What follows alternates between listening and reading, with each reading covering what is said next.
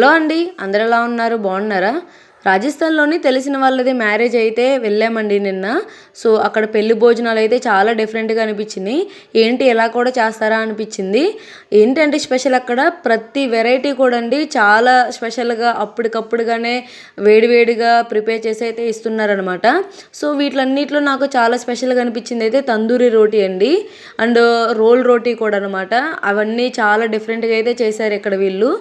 మన side different types of rice varieties ఎలాగైతే ఉంటాయో వీళ్ళు ఇక్కడ చపాతీ వెరైటీలు అయితే అలాగ ఉంటాయి అనమాట. ఇప్పుడు మీరు చూస్తున్నారు కదా, అది రోల్ రోటీ అండి.